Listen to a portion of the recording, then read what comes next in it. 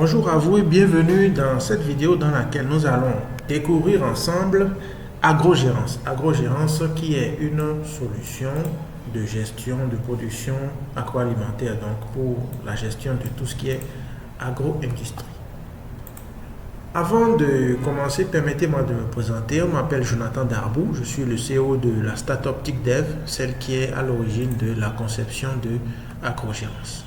Rapidement, Agrogérance, qu'est-ce que c'est? C'est une plateforme tout en un pour piloter votre production, vos stocks, vos ventes et votre boutique en ligne. Donc, c'est un logiciel, on va dire, de gestion de production agroalimentaire qui vous permet de gérer votre activité depuis l'approvisionnement jusqu'à la vente. Donc, depuis l'approvisionnement en matières premières en passant par la transformation de ces matières premières-là en produits finis jusqu'à la distribution, donc la vente dans vos différents points de vente et aussi votre boutique en ligne. Bon, la boutique en ligne, c'est la petite innovation que nous avons voulu ajouter. Donc, qu'est-ce que Agrogérance fait? Il fait la collecte et le sourcing. Donc, vous pouvez enregistrer vos fournisseurs, que ce soit les coopératives et tout ça, les prix d'achat, les volumes reçus et la quantité à l'entrée. La qualité à l'entrée. La gestion des stocks aussi est faite par Agrogérance. Donc, vous pouvez suivre en temps réel vos matières premières, vos produits finis, avec des alertes de péremption et les mouvements qui sont tous retracés. Il y a aussi la gestion de la production, donc vous pouvez planifier et suivre la transformation de vos matières premières en produits finis avec Agrogérance, avec calcul automatique du rendement. Vous pouvez aussi gérer, ça c'est le côté distribution, vente, les ventes et la facturation. Donc, gérer vos bons de livraison, vos factures, le suivi des encaissements et vos points de vente physiques. Il y a bien sûr, comme je l'ai dit, un petit bonus là, la boutique en ligne, bon, qui est optionnelle, mais qu'on peut vous ajouter, voilà, qui vous permet de vendre vos produits en ligne. Et vous avez aussi un tableau de bord pour le pilotage, pour pouvoir visualiser vos indicateurs clés, vos objectifs, les alertes en temps réel pour prendre les bonnes décisions. Donc, ce que nous allons faire, nous allons tester gratuitement la solution. Moi, je suis déjà inscrit, donc moi, je vais me connecter.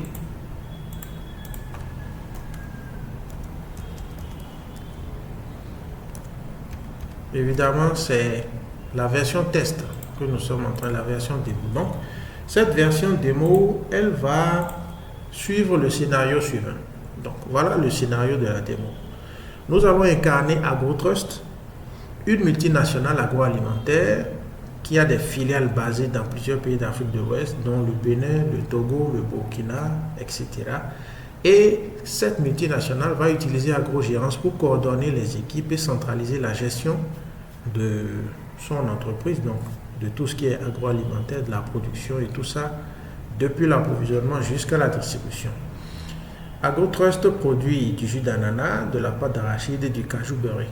Et là, dans le scénario, on va supposer que nous sommes au tout début d'une nouvelle année de gestion. Donc, quand nous arrivons sur Agrogérance, notre plateforme, nous allons d'abord... Agrogérance est une plateforme multi-utilisateur. Donc, nous allons d'abord commencer par le haut, parce que tout commence sur Agrogérance par la définition des objectifs, donc par le haut niveau pour aller vers le bas niveau et remonter. Donc, nous allons commencer par le CEO, donc le directeur général, celui qui chapeaute tout, et arriver dedans. Le directeur général se connecte, le CEO se connecte et il a son tableau de bord qui est là, avec un assistant qui le prévient que les définitions de prévision n'ont pas encore été faites. Parce qu'il faut commencer par définir les prévisions d'abord, avant maintenant de lancer la production, lancer l'approvisionnement et tout le reste.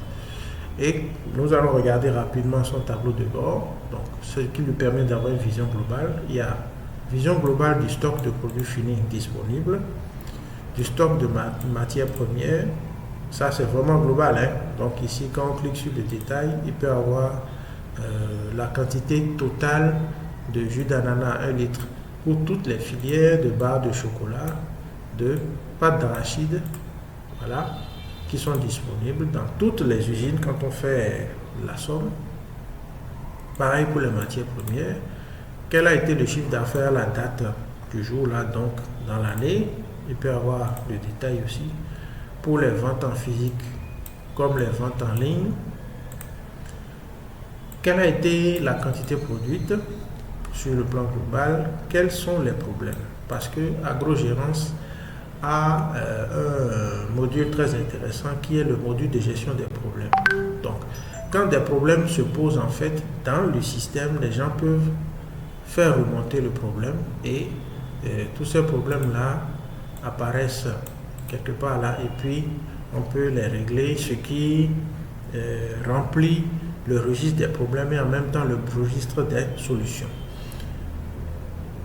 Donc ici, vous pouvez voir les prix de vente unitaire des produits. Jus d'ananas, c'est vendu à 2000 francs la bouteille, en prix de gros 1500, les barres de chocolat à 500, la pâte d'arachide à 750 francs la boîte. Ici, le CEO peut voir sur son tableau de bord un graphique qui compare le chiffre d'affaires réalisé par rapport aux prévisions ainsi qu'une progression du chiffre d'affaires par pays. Vous voyez?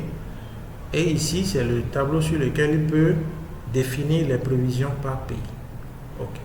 Pour définir les prévisions, on est au début d'une nouvelle année de gestion, on ne va pas les définir en l'air comme ça.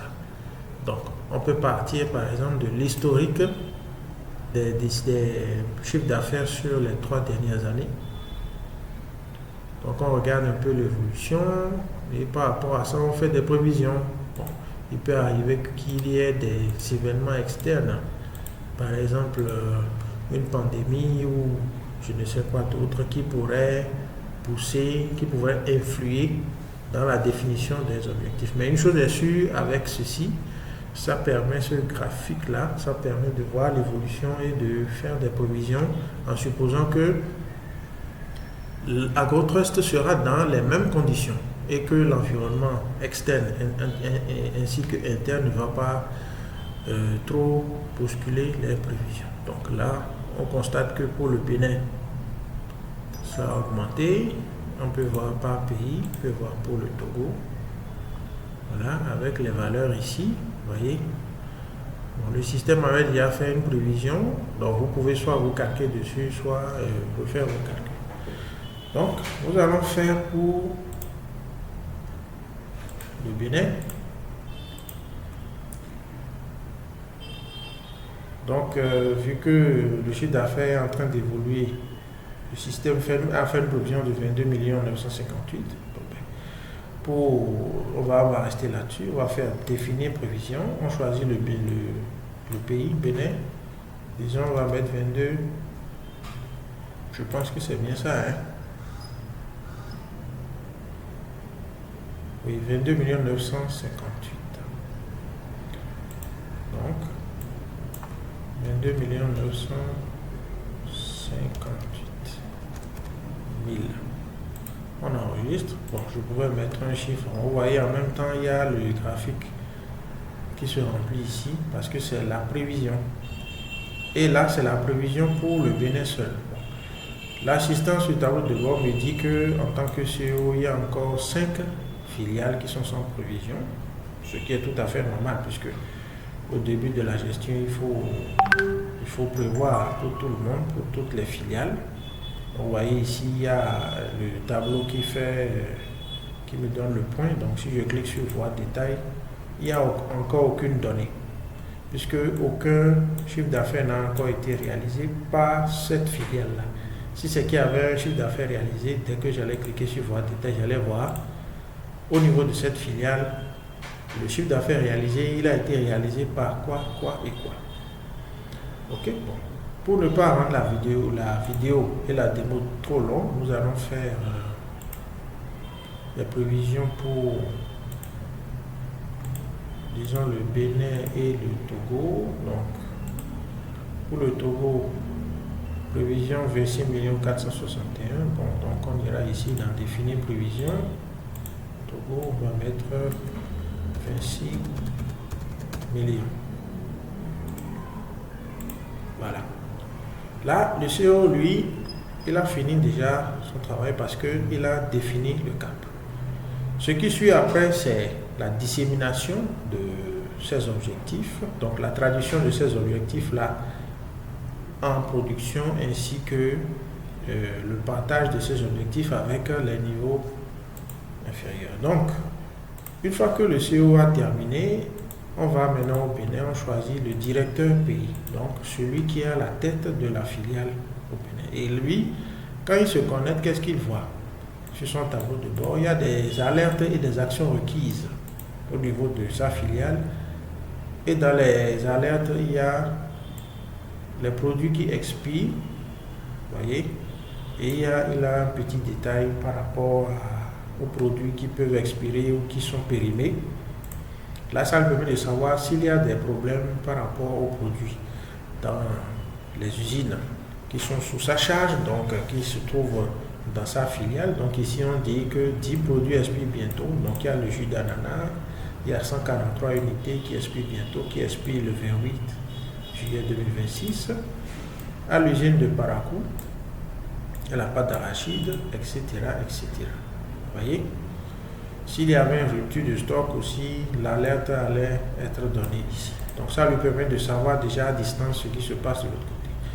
Les objectifs ont été définis par le CEO pour le Bénin. Vous voyez, c'est venu ici. Et pour le moment, ce tableau de bord lui permet de savoir à quel niveau d'atteinte de ces objectifs il est. Vous voyez, il y a aussi les objectifs annuels de production. Vous voyez, il faut traduire l'objectif de CA là, de chiffre d'affaires en objectif de production, puisque ce sont des produits qui seront vendus. Et là, nous avons prévu un petit assistant pour aider un peu le décideur.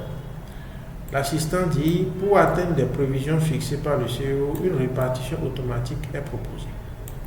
80% pour les ventes physiques et 20% pour les ventes en ligne. Ajuster les quantités à produire par ville, puis cliquer sur appliquer. Donc, par défaut, ce que nous avons fait, c'est que, en supposant pour une entreprise comme AgroTrust, qui vend à la fois en physique et en ligne, il y a une répartition de base qui a été faite, 80% sur les ventes physiques et 20% sur les ventes en ligne. Maintenant, il faut que ces 80% là, ça correspond à quel montant? Ça correspond à 18 366 et les ventes en ligne, ça correspond à 4 500 et quelques.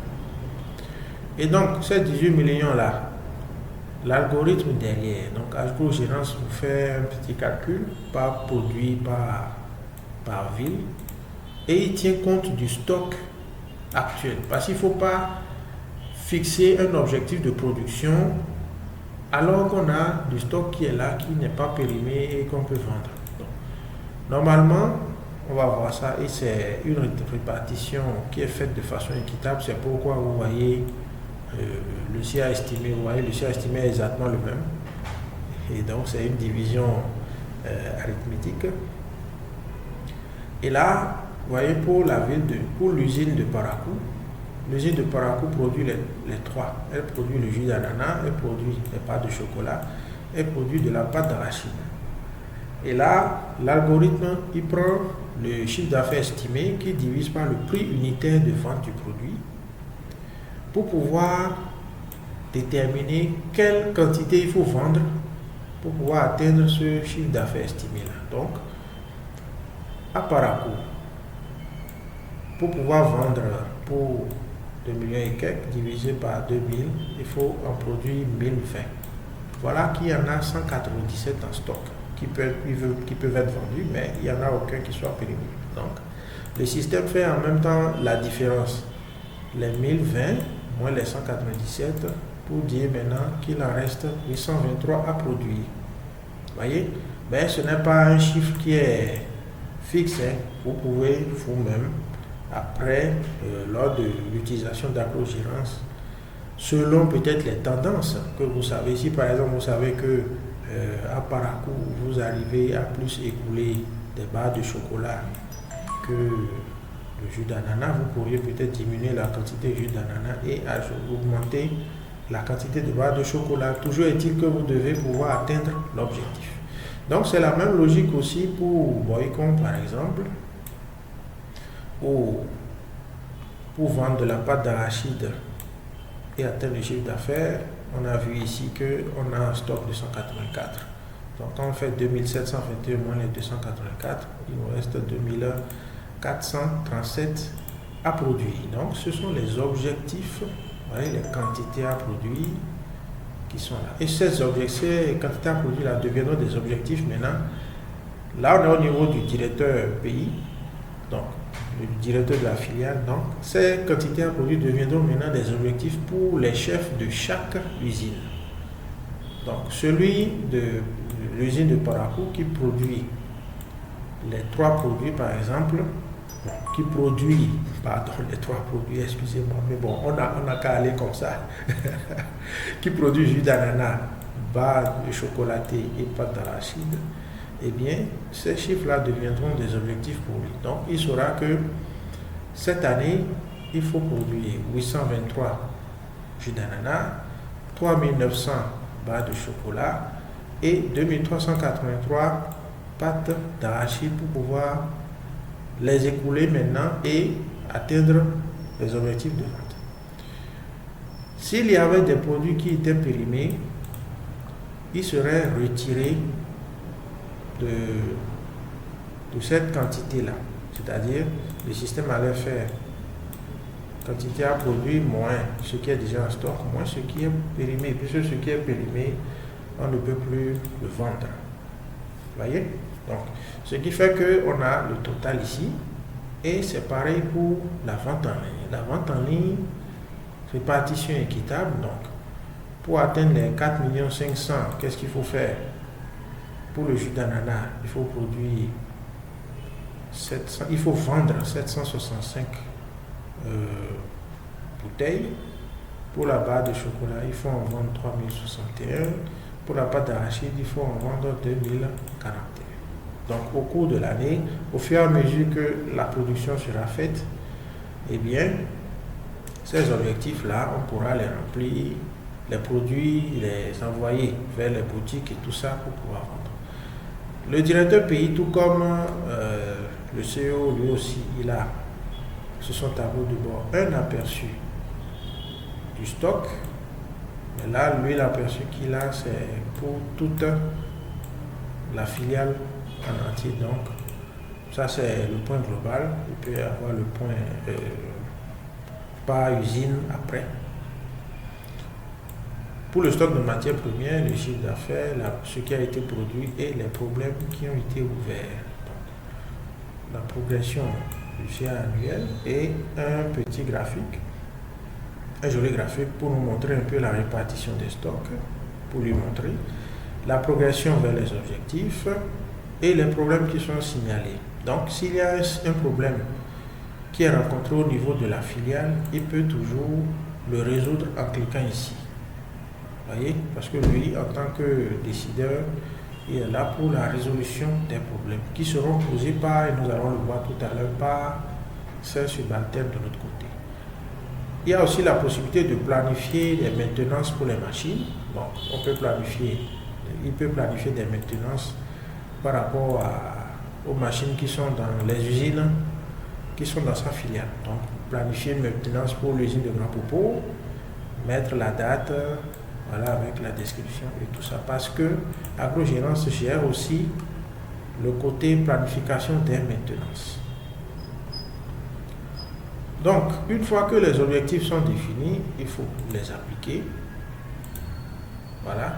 Donc, normalement, si nous allons au niveau maintenant du chef de l'usine de Parakou, par exemple, quand il va se connecter, voyez, voilà l'objectif global de l'usine. Maintenant, à lui, par rapport aux directives qui lui ont été données maintenant, de définir à son niveau les objectifs par unité de production. Parce que tel que Agrogérance est fait, et nous sommes un peu calqués sur la façon dont nous avons vu quand même certaines agro-industries organisées, c'est qu'il y a un chef pour l'usine, il y a un chef, un responsable pour l'unité au niveau de chaque unité de production. Donc, chaque unité de production Le chef unité de production aussi a son compte là-dessus. Et chaque unité de production s'occupe d'un seul produit fini. Et elle a son objectif. Vous voyez? Donc, lui aussi va définir les objectifs. Lui aussi, il a des alertes. Mais là, c'est pour son usine à lui. Vous voyez? Ainsi que le détail du stock dans son usine. Vous voyez, le stock des matières premières, là, c'est plus détaillé, c'est dans son usine. Donc, on a 2224 kg de cacao qui sont en stock comme matière première. Pardon, d'ananas. De cacao, 3255. D'arachide, 4202 kg. Vous voyez, qu'est-ce qui a été produit dans son usine? Qu'est-ce qui a été transféré vers les points de vente? Parce que là, ça, c'est transfert vers les points de vente. Puisque dans l'agro-gérance, quand on reste dans le scénario qu'on a imaginé là, c'est que quand un produit fini est fabriqué, il ne va pas rester à l'usine pour être vendu. Il ira dans le point de vente. Donc, une fois que c'est produit, ça ira d'abord dans le magasin de l'usine. Le magasinier de l'usine, il a aussi son compte, aussi sur la plateforme. Et les produits seront acheminés maintenant vers les points de vente par la suite. Pareil aussi pour la logique des problèmes résolus. Donc, il peut signaler un problème ou bien résoudre un. Signaler un problème, lui, il va le signaler à sa hiérarchie, donc au directeur des filiales, et il peut résoudre maintenant les problèmes qui viendront du niveau plus bas. Vous voyez, nous allons faire l'exercice tout à l'heure, donc des graphiques. Et il peut aussi planifier une maintenance au sein de l'usine.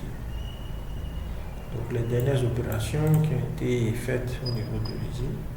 Donc nous allons définir les objectifs de production. Commençons par les jus d'ananas. Je mets à titre indicatif.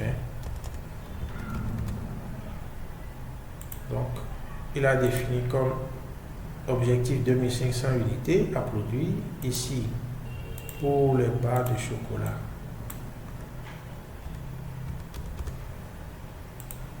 voilà, nous avons 4200. Et pour la pâte d'arachide, bon, je vais laisser ça à 1000. Nous avons 1000. Et pour le moment, on est encore à 0. Là, les objectifs sont définis à son niveau. Il passe maintenant la balle au niveau des chefs de chaque unité. Donc le chargé d'unité de production, quand il va se connecter, voilà ce qu'il voit. Lui, il est chargé d'unité de production pour le jus d'ananas en bouteille d'1 litre et voilà son objectif. Donc, jusque-là, il doit en produire 1500 unités, il n'en a pas produit. Production totale, c'est 0 pour le moment. Le stock de matières premières qui concerne le jus d'ananas et c'est calculé automatiquement par le système. Donc, déjà, il y en a 2224 en stock. Vous voyez, c'est une matière première qui est utilisée. 0 problème ouvert pour le moment et dernière production. Donc, il peut signaler un problème. Disons par exemple que problème de machine, et voilà, qui est cassé et tout ça. Là, ça ira au niveau du chef d'usine autant que du directeur pays et tout ça. Et maintenant, il va lancer la production. Bon. Mais avant de lancer, il faut qu'il soit sûr quand même que, voilà, qu'il y en ait assez en stock. Voilà. Il y en a, s'il estime qu'il y en a assez en stock, on va lancer la production pour voir. Unité d'ananas, disons qu'il va en produire 100. Voilà. Et là, vous voyez, automatiquement, ça a été déduit du stock. Donc, la quantité de matière première à utiliser, à exploiter, à transformer pour pouvoir obtenir le produit fini, voilà, ça a été déduit automatiquement de la quantité en stock et ça rentre dans l'historique de production. Vous voyez, et là, l'évaluation de l'objectif, elle est faite automatiquement. Donc, chaque jour, à chaque fois qu'il y aura une production, ce sera marqué ici. Allons maintenant au niveau du responsable d'approvisionnement pour voir ce qui se passe chez lui, puisque avant de produire, il faut pouvoir s'approvisionner, n'est-ce pas? Et AgroGérance permet de gérer tout ça. J'aurais peut-être dû même commencer par là. Donc, au niveau du responsable d'approvisionnement, lui, il est le responsable d'approvisionnement pour la filiale Bénin. Donc c'est centralisé à son niveau. Et c'est lui qui est chargé maintenant de s'occuper de l'approvisionnement. Donc il est la courroie de transmission entre les fournisseurs de matières premières et la filiale béninoise de AgroTrust. Et là, quand il arrive sur son tableau de bord, vous voyez, les besoins en matières premières par usine lui sont signalés automatiquement. Vous voyez, on dit les besoins sont calculés à partir des objectifs de production des unités. Donc, les besoins sont calculés automatiquement par le système par rapport aux objectifs de production. Donc, il suffit que vous, en tant qu'AgroTrust, vous nous dites, bon, voilà, pour produire jus d'ananas, il nous faut telle quantité d'ananas. Et là, nous, on vous programme ça dans le système et le besoin en matière première est évalué automatiquement. Et là, la déduction aussi du stock est faite automatiquement par rapport aux objectifs de production. Et vous voyez, il y a le tableau de bord qui le marque en même temps ici. Rouge si le stock est insuffisant pour pouvoir atteindre les objectifs de production et vert si c'est suffisant. Vous voyez, donc jusque là le stock est suffisant, donc bon, il n'y a rien à faire quoi. Sinon, on peut toujours commander, voilà, qui est le destinataire, c'est quelle usine, c'est quelle matière première, c'est quelle quantité. Je vais faire ça juste pour l'exercice. Disons qu'on veut commander 25 kg de cacao, voilà, 25 kg de cacao approvisionné, et là, la commande est marquée ici dans le journal. Voyez, et ce sera ajouté maintenant au niveau du stock du magasinier, parce qu'il y a un magasinier par usine. Donc, quand le magasinier se connecte, voyez ce qu'il a ici, il a combien comme stock de produits finis.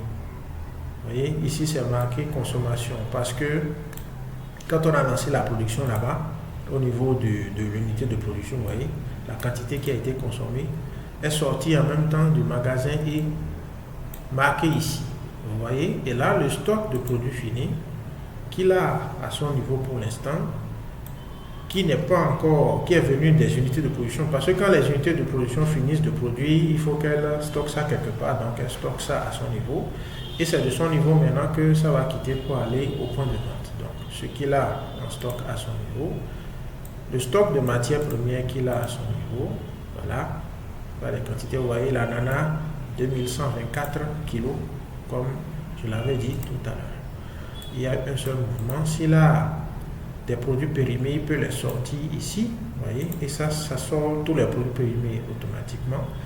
S'il y a une entrée en stock qu'il veut signaler, donc par exemple, s'il y a eu de la matière première qui est rentrée, qu'on lui a remis, sinon normalement c'est automatique, mais bon, on ne sait jamais. S'il y a une entrée de produits finis, il les marque ici, il met la provenance. S'il y a une sortie de stock, donc la sortie de stock ici ne concerne que de l'usine vers les points de vente. Donc, s'il a transféré par exemple, il veut transférer par exemple des produits finis vers un point de vente, c'est là qu'il va les mettre. Voilà. Donc disons que vers le point de vente de Parakou, il veut envoyer, disons, 55 barres de chocolat. Voilà, c'est parti, c'est marqué, sortie du stock vers point de vente de Parakou. S'il y a un problème, il peut le signaler ici et le dire. Donc, au niveau maintenant du responsable, au niveau du point de vente physique, il y a deux acteurs. Il y a d'abord le chef du point de vente, donc le responsable du point de vente, et il y a le caissier, donc la personne auprès de laquelle les clients vont faire les achats. Donc, au niveau du chef de vente, du chef du point de vente de Parakou, voilà son tableau de bord à lui. Il a les prix unitaires, évidemment. Il a aussi l'objectif de chiffre d'affaires qui lui a été automatiquement assigné. Rappelez-vous, lorsque au niveau du directeur pays, donc du gestionnaire de la filiale, les objectifs avaient été définis, et bien ces objectifs-là sont venus automatiquement au niveau du point de vente. Voilà l'objectif de CA qui a été projeté pour l'année. Qu'est-ce qu'il y a en stock au niveau du point de vente? Voilà le détail. Le chiffre d'affaires atteint jusque-là.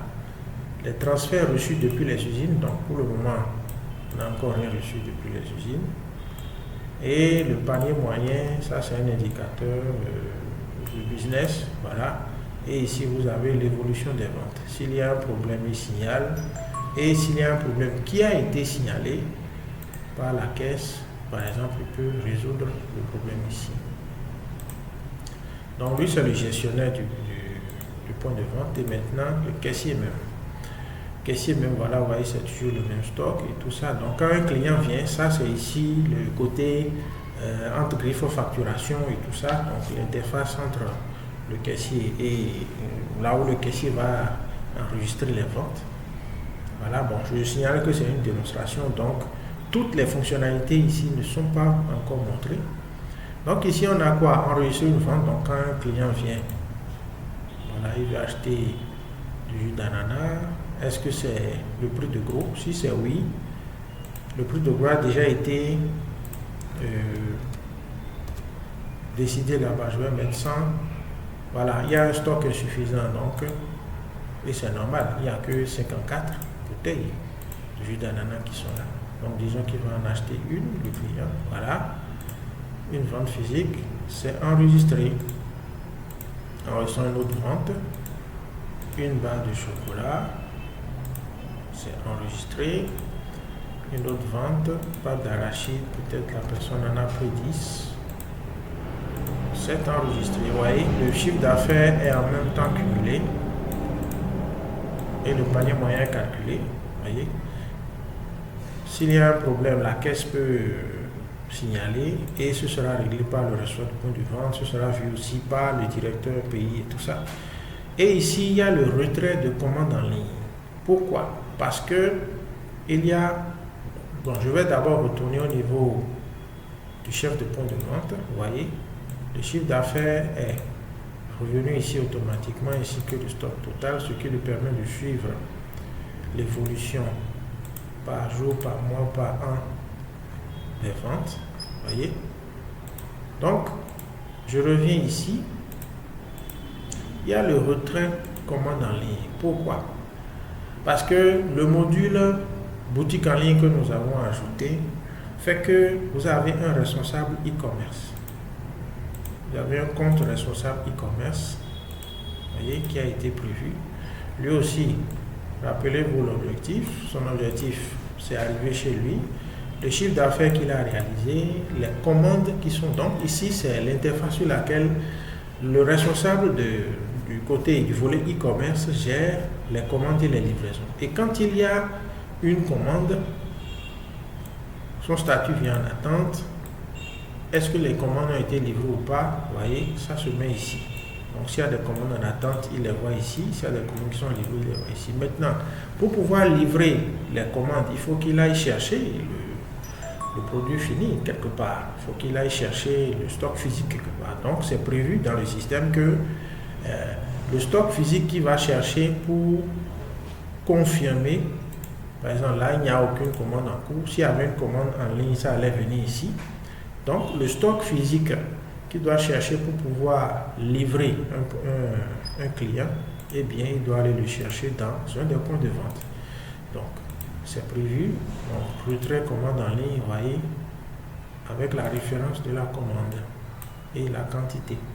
Vous voyez? Et quand ce sera retiré, ça va être retiré du stock ici. Ça ira au niveau du responsable e-commerce de l'autre côté. Donc, on parlait de e-commerce, je vais rapidement montrer. Bon, c'est juste un petit exemple. Hein. Vous voyez, une boutique en ligne comme ça, qu'on pourrait vous ajouter. Ça ne veut pas dire que ça va se présenter exactement comme ça. Non, ça se présentera autrement. Mais c'est pour la démonstration.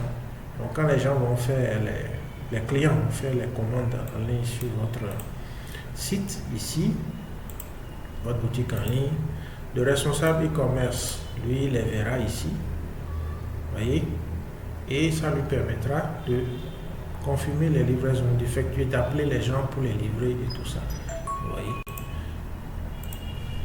Donc, qui on n'a pas vu? On n'a pas vu le responsable de la maintenance. Voilà.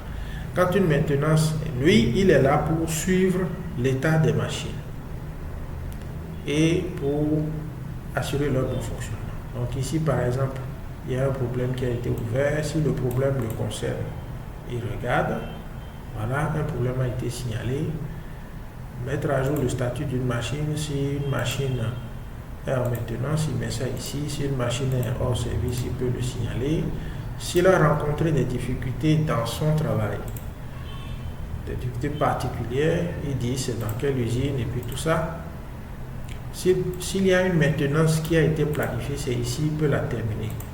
Pour dire, pour marquer que la maintenance a été effectuée. Donc par exemple, maintenance de la presse hydraulique qui a été programmée, donc planifiée, voilà.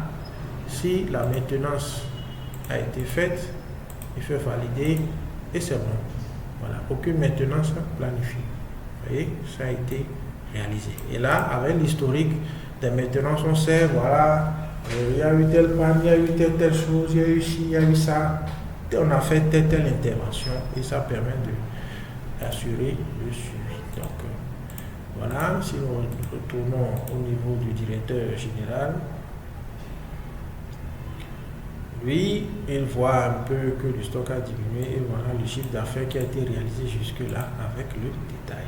Pour le moment, c'est rien que des ventes en physique. Donc, voilà un problème qui a été non résolu.